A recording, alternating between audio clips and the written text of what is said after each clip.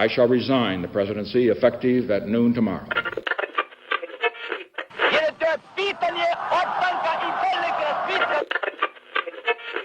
Sejam todos muito bem-vindos a mais um episódio do Mundo de História. E no episódio dessa semana eu vou falar com você sobre um tema muito interessante e muito importante para a história do mundo, que é a invasão soviética do Afeganistão, ou a intervenção soviética no Afeganistão. Minha ideia será mostrar os antecedentes à invasão e suas consequências, em especial para a União Soviética. Para você que quiser saber as consequências para o Afeganistão, eu recomendo escutar o episódio que eu falo sobre o Talibã. Porque a história do Talibã, o grupo terrorista que nos dias de hoje comanda o Afeganistão, está intimamente ligada à invasão soviética do Afeganistão e à Guerra Fria. E hoje eu vou falar um pouquinho sobre isso também.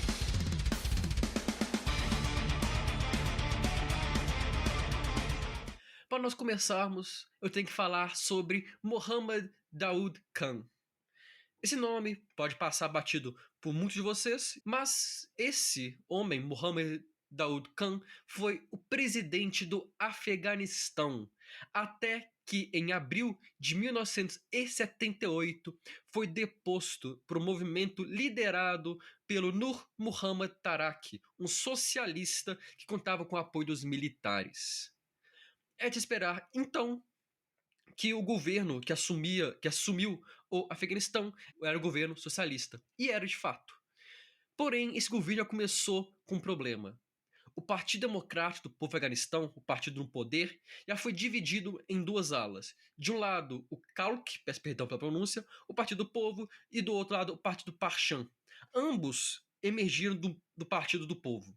Mas tinham visões diferentes, que eu não cabe entrar aqui, mas eu falo sobre eles para mostrar que o Afeganistão socialista já surge em uma condição de instabilidade, somada ainda ao baixo apoio que o governo tinha. Em 1978, o mundo ainda vivia a Guerra Fria. E, obviamente, um país socialista iria se aliar, iria se aproximar da União Soviética. Ao mesmo tempo que se aliava à União Soviética, o governo afegão perseguia opositores e realizava reformas sociais.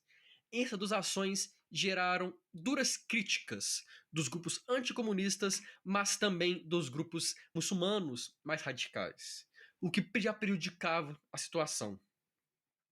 Para piorar ainda mais, tribos e grupos urbanos se uniram em grupos armados para lutarem contra o novo regime afegão. Esses grupos eram chamados de Mujahideen. Mujahideen. Mujahideen. Os mesmos grupos que dariam origem ao Talibã, o grupo terrorista que nós conhecemos. Fica claro, portanto, creio eu, que o Afeganistão se encontrava extremamente instável. E essa instabilidade levou, no dia 24 de dezembro de 1979, à invasão do país por 30 mil soldados da União Soviética, sob o objetivo de não apenas pacificar e estabilizar o Afeganistão, mas de tornar o país em um fantoche soviético. O governo afegão, sendo aliado da União Soviética, sobraria para os Mujahideen a luta contra a invasão soviética. Mas uma luta que eles não fariam sozinhos. Em plena Guerra Fria, a União Soviética e os Estados Unidos nunca entraram em confronto direto, mas sempre de forma indireta, sempre apoiando grupos, apoiando guerras, apoiando governos com a política de forma econômica. E nesse caso não seria diferente. Os Estados Unidos, assim como alguns outros países e grupos, forneceram financiamento bélico, forneceram armas para os rebeldes. E um exemplo desse fornecimento são os famosos mísseis Stinger. Você pode não conhecer esses mísseis, não julgo você, porque é uma área muito específica, mas vale a pena ressaltar a importância deles. Eram mísseis capazes de atingir um alvo, um avião, um helicóptero, principalmente, eram mísseis antiaéreos, até quase 5 km de distância. Eles eram leves e práticos, de forma que um soldado no solo pudesse disparar um.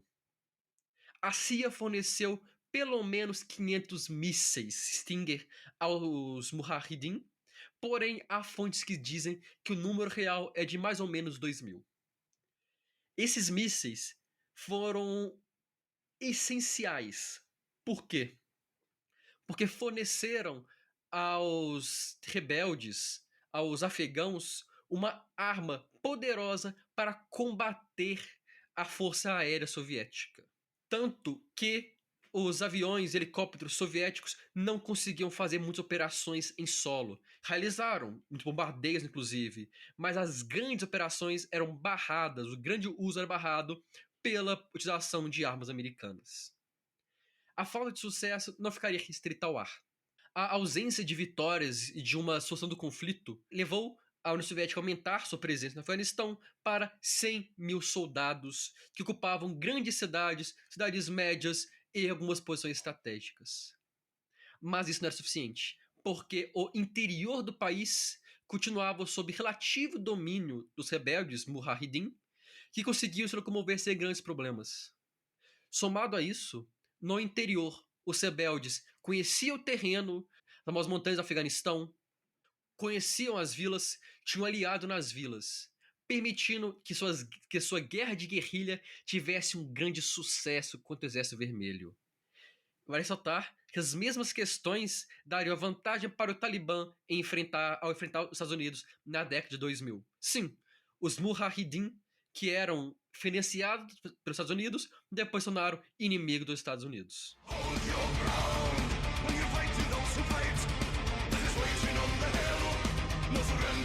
A situação se tornava cada vez mais crítica à medida de que as tropas soviéticas não conseguiam avançar para dentro do país, ao mesmo tempo que os rebeldes se armavam e ficavam cada vez mais bem treinados. Cada vez mais os Mujahideen se tornavam inimigos quase pau a pau com o Exército Vermelho. Em uma desesperada tentativa de enfraquecer os seus inimigos, os soviéticos bombardearam o interior do país, incluindo a destruição de vilarejos inteiros, incluindo vilarejos que eram leais, ou pelo menos aliados à União Soviética, como forma de acabar com o apoio civil aos rebeldes. Estima-se que quase 5 milhões de afegãos, ao longo de quase 10 anos de guerra, buscaram refúgio no Paquistão ou no Iraque.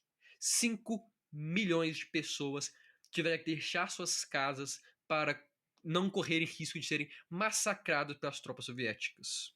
E por que eu faço uma ênfase no massacre? Porque a presença soviética no Afeganistão foi marcada por extrema violência, por meio de assassinatos, roubos, abusos sexuais, tortura, prisões arbitrárias, assassinatos de prisioneiros, massacre de civis, com civis sendo massacrados e os comandantes falando: e daí? Não importa. Estima-se que mais de 2.500 soldados foram condenados à prisão por conta dos seus crimes no Afeganistão. Mas estima-se que esse número pode ser muito maior, tendo em vista que muitos documentos nunca foram revelados. Os soviéticos alegavam que faziam esses atos bárbaros, atos selvagens, atos de extrema violência por vingança, pois era comum que soldados soviéticos fossem torturados e assassinados pelos rebeldes, ao mesmo tempo que civis contrários aos rebeldes, em especial as mulheres, fossem atacados pelos rebeldes porque não seguiam o Islã de forma radical, não seguiam à risca as ideias e regras do Islã. A invasão soviética, que começou como vamos estabilizar o Afeganistão, se transformou em uma série de massacres, em uma série de ataques, em uma série de assassinatos de populações civis. Muitos veteranos, mesmo de altas patentes, falam que os soldados eles eram movidos a uma sede de sangue. Há relatos de que soviéticos abriram fogo contra os próprios aliados porque temiam que as pessoas que estavam chegando perto fossem inimigos. A sede de sangue moveu a máquina de guerra e destruição que varreu o Afeganistão por quase 10 anos. Inclusive, ao longo desses 10 anos da falha invasão do Afeganistão, cerca de 15 mil soviéticos foram mortos e o número ainda maior foram feridos. A longa guerra, que imaginava-se no início que daria pouco, destruiu a ilusão de pacificar o Afeganistão e ajudar o país a se desenvolver. O tema era sensível, tanto que a mídia soviética foi censurada. Os jornais podiam falar sobre a morte de soldados em combate no Afeganistão, desde que não se falasse de um grande conflito nem de um grande contingente de soldados. Os veteranos que voltavam à União Soviética foram barrados de estar em Moscou durante as Olimpíadas de 1980 porque o governo temia que eles pudessem conversar com algum turista e falar sobre a situação. A União Soviética tentava censurar e abafar o caso. Mas à medida que as mortes aumentavam e, consequentemente, os caixões começavam a chegar, tornou-se mais difícil manter o caos no Afeganistão algo secreto. Quando as pessoas viam seus maridos, seus filhos, seus pais, seus esposos, seus irmãos retornarem em caixões no Afeganistão, a opinião pública se inflamou a ponto de não conseguir ser censurada. A opinião pública se virou contra a União Soviética, que já começava, ao longo da década de 80, a demonstrar sua fraqueza. A situação se torna ainda pior quando nós escutamos Alexander Myrov, um conselheiro militar que chegou a dizer que, apesar do legítimo interesse soviético em intervir no Afeganistão, uma vitória nunca seria alcançada. 15 mil soviéticos morreram e outros 20, 30 mil foram feridos por uma guerra que jamais seria vencida, e o alto comando da Soviética havia sido informado disso.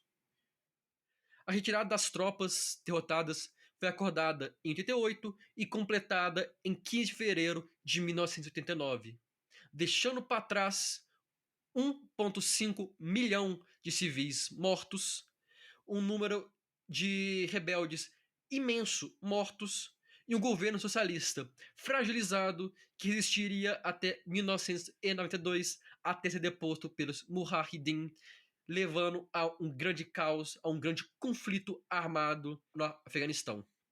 Os soldados retornaram para casa, em um país enfrentando uma crise econômica e uma grave instabilidade social e política. Lembrando que em 91, a União Soviética não apenas passaria por uma tentativa de golpe de Estado, mas pela sua própria dissolução.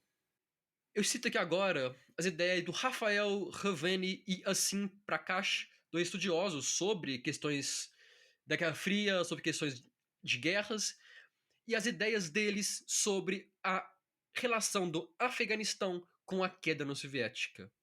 Eles dividem em 4 temas. Primeiro, o efeito de percepção. Para os autores, a derrota no Afeganistão enfraqueceu a visão popular sobre o regime, em especial em grupos étnicos minoritários. A União Soviética era composta por 15 repúblicas que iam da Europa até o Extremo Oriente. Grupos étnicos minoritários, em especial da Ásia, se revoltavam, se recusavam a servir como peões na repressão de outras minorias étnicas dentro e fora da União Soviética. O segundo ponto é o efeito militar. A sociedade se desmilitarizou ao mesmo tempo que o exército, tão prestigiado, perdeu seu prestígio, passou a ser mal visto pela sociedade, e veteranos da guerra do Afeganistão, ao retornarem para seus países, para suas repúblicas soviéticas, melhor dizendo, criaram grupos políticos que desafiaram a legitimidade e a existência do Partido Comunista como o único partido. O terceiro ponto é o efeito legítimo, ou na legitimidade. O governo, obviamente, perdeu legitimidade como representante das repúblicas da União Soviética. Aquele governo central, lá em Moscou, que antes representavam todos os povos, todas as repúblicas e pequenas divisões étnicas da União Soviética, perdeu legitimidade. O descontentamento nas repúblicas que compunham a União Soviética era grande e aumentava ainda mais. E por fim, o efeito da Glasnost.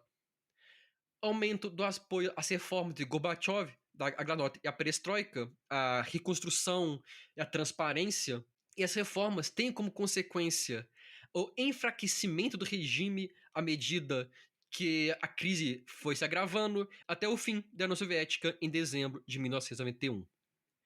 A União Soviética não entrou no Afeganistão falida. E o Afeganistão não faliu a União Soviética, mas a derrota no Afeganistão contribuiu para o enfraquecimento das instituições da União Soviética, interna e externamente. O Afeganistão entra para a história como um país que resistiu às potências por anos e anos. Primeiro contra os britânicos e, mais uma vez, contra os russos, contra os soviéticos, contra os americanos. Em diferentes governos, incluindo o governo radical do Talibã, o Afeganistão se mostrou um duro oponente para as potências e que, infelizmente, nos dias de hoje, em 2024, está sob o regime do Talibã.